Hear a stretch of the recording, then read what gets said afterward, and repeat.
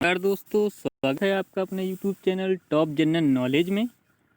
आज के वीडियो में हम लोग पढ़ेंगे प्रस्तावना में जो कुछ मुख्य शब्द दिए गए हैं उनका विश्लेषण लेंगे, उनकी सारी जानकारियां लेंगे।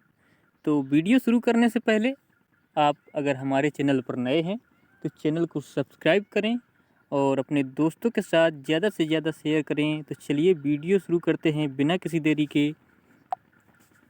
प्रस्तावना में जो मुख्य शब्द दिए गए हैं, प्रस्तावना में लिखा है, प्रस्तावना में कुछ मुख्य शब्द इस प्रकार उल्लेख किए गए हैं। ये शब्द हैं, पहला शब्द दिया गया है संप्रभुता, समाजवादी, धर्मनिरपेक्ष, लोकतांत्रिक, गणराज्य, न्याय, स्वतंत्रता, समता व बंधुत्व।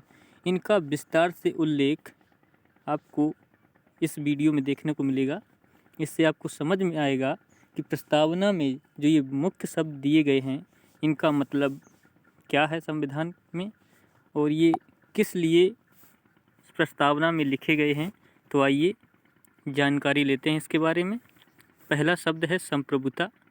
तो संप्रभुता, जैसा कि संप्रभुता शब्द का आशय है या अर्थ है, भारत न तो किसी अन्य देश पर निर्भर है कि ये डिपेंड नहीं है किसी देश पर, और न किसी अन्य देश का डोमिनियन है, इसके ऊपर कोई शक्ति नहीं है, और यह अपने मामलों में, मतलब जो इसके आंतरिक या बाहरी मामले हैं, का निस्तारण करने के लिए स्वतंत्र रूप से अब स्वतंत्र है। जो ये अपना आंतरिक और बाहरी जो इसके मामले हैं, विदेशी और स्वदेशी जो इसके मामले हैं, उन पर खुद ये विचार कर सकता है। ये हम लोगों का प्रस्तावना, जो आपको जैसे पता होगा कि स्वतंत्र होने के बाद जो संविधान हमारा लागू हुआ, तभी से हम लोग खुद पर डिपेंड हो चुके हैं और स्वतंत्र हो चुके हैं अपना डिसीजन लेने के लिए। यद्यपि वर्ष 1949 में भारत ने राष्ट्रमंडल की सहायता से स्वीकार करते हुए ब्रिटेन को इसका प्रमुख माना, तथापि संविधान से अलग यह घोषणा की किसी भी तरह से भारतीय संप्रभुता को प्रभावित नहीं करती है। इसी प्रकार भारत की संयुक्त राष्ट्र में सदस्यता उसकी संप्रभुता को किसी मायने में सीमित नहीं करती है।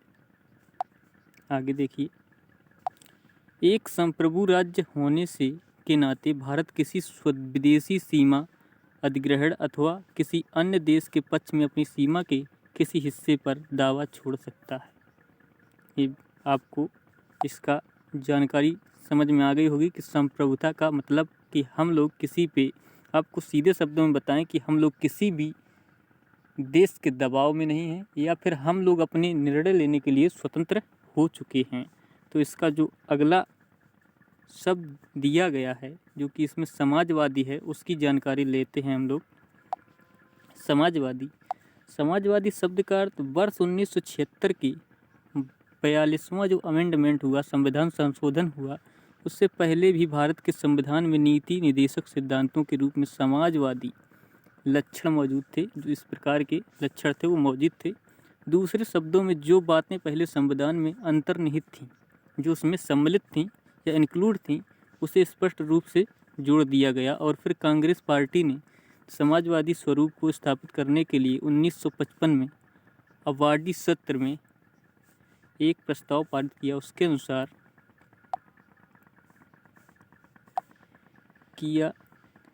कार्य किया। यह बात ध्यान देने योग्य है कि भारतीय,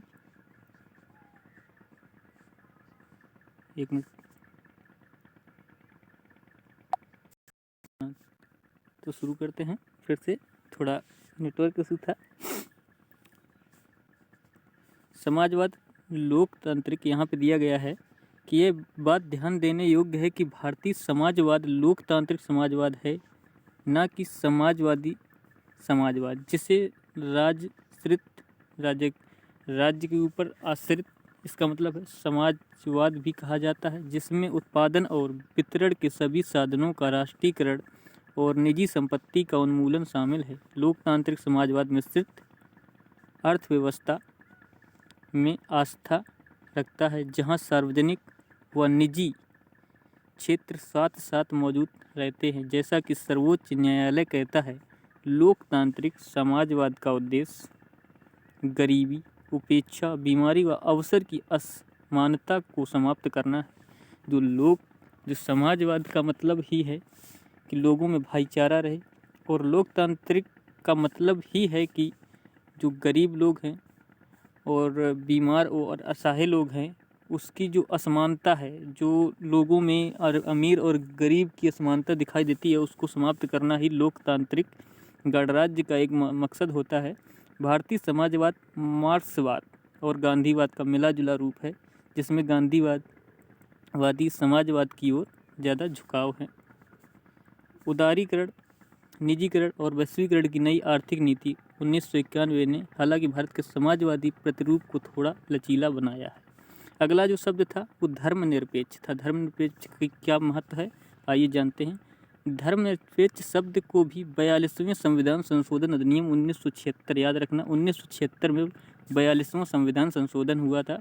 इसके द्वारा धर्मनिरपेक्ष शब्द को भी 42वें संविधान संशोधन अधिनियम के द्वारा जोड़ा गया था। जैसा कि उच्चतम न्यायालय ने भी 1974 में कहा था, यद्यपि धर्मनिरपेक्ष राज्य शब्द का स्पष्ट रूप है कि संविधान में उल्लेख नहीं किया गया था, तथापि इसमें कोई संदेह नहीं है कि संविधान के निर्माता ऐसे राज्य की स्थापना करना चाहते थे। इसलिए संविधान में अनुच्छेद 25 व 28 में धार्मिक स्वतंत्रता का अधिकार जोड़े गए हैं। आप लोग याद रखना, धार्मिक स्वतंत्रता के जो अधिकार हैं इस संविधान के अनुच्छेद 25 और 28 में मिलते हैं। तो इसके ऊपर भी एक दिन वीडियो लेकर आएंगे। अब अगला जो शब्द दिया गया है मुख्य रूप से वो लोकतांत्रिक है। अब लोकतांत्रिक का मतलब क्या है, इसको भी जान लेते हैं। संविधान की प्रस्तावना में लोकतांत्रिक राज्य व्यवस्था की परिकल्पना की गई है। ये प्रचलित संप्रभुता के सिद्धांत पर आधारित है, अर्थात सर्वोच्च शक्ति जनता के हाथ में हो। जो भी सर्वोच्च शक्ति कोई भी, जैसे अपने यहाँ के पीएम हैं, ये भी जनता के द्वारा ही चुनकर सेंटर में इनकी सरकार बनती है। तो ये यही दिया गया है कि लोकतांत्रिक का मतलब ही है कि जनता के द्वारा और जनता के लिए इसका मतलब होता है। लोकतंत्र दो प्रकार का होता है, इसको भी जान लेते हैं। दो प्रकार का होता है, प्रत्यक्ष और अप्रत्यक्ष। प्रत्यक्ष लोकतंत्र में लोग अपनी शक्ति का इस्तेमाल प्रत्यक्ष रूप से करते हैं, जैसे कि स्विट्जरलैंड में। प्रत्येक लोकतंत्र के 4 प्रमुख औजार हैं। इनका नाम है परिप्रेक्ष्य, रेफरेंडम, पहल जिसको कहते हैं, इनिशिएटिव, और प्रत्यावर्तन या प्रत्याशी को वापस बुलाना, रिकॉल, तथा जनमत संग्रह या प्लेबिसाइट। और इसका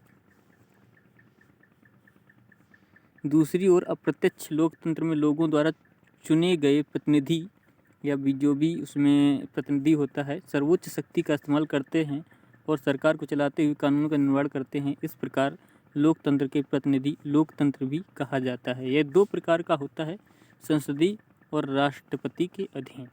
संसद के द्वारा जो संसदीय होता है उसका मुखिया जो लोकसभा का होता है, उस संसद के द्वारा ही प्रधानमंत्री का होता है, और सारी शक्तियां जो हो राष्ट्रपति के अधीन होती हैं। कोई भी बिल हो, कुछ भी हो, ये राष्ट्रपति के बिना सिग्नेचर के कोई भी बिल पास नहीं होता है। भारतीय संविधान में प्रतिनिधि संसदीय लोकतंत्र की व्यवस्था है, जिसमें कार्यकारिणी अपनी सभी नीतियों और कार्यों के लिए विधायिका के प्रति जवाबदेह होता है। आप लोग इसको याद रखें, जवाबदेह कौन किसके प्रति होता है, जिसमें सभी नीतियों और कार्यों के लिए विधायिका के प्रति जवाबदेही होता है। वयस्क मताधिकार, सामयिक चुनाव, कानूनों की सर्वोच्चता, न्यायपालिका की स्वतंत्रता व भेदभाव की अभाव भारतीय राज्य व्यवस्था के लोकतांत्रिक लक्षण के स्वरूप है। संविधान की प्रस्तावना में लोकतांत्रिक शब्द का इस्तेमाल बृहद रूप से किया है, जिसमें न केवल राजनीतिक लोकतांत्रिक बल्कि सामाजिक व आर्थिक लोकतंत्र को भी शामिल किया गया है। तो आज के इस वीडियो में आपके लिए इतने ही कुछ इम्पोर्टेंट शब्द लेकर आया था।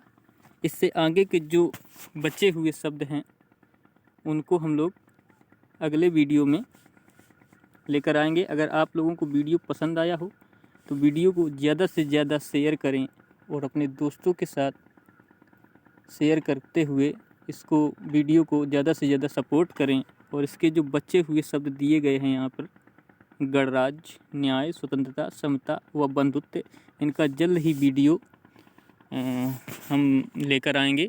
अगर आपको इस वीडियो में सपोर्ट करेंगे तो अगला वीडियो हम और अच्छे से जानकारी के साथ लेकर आएंगे।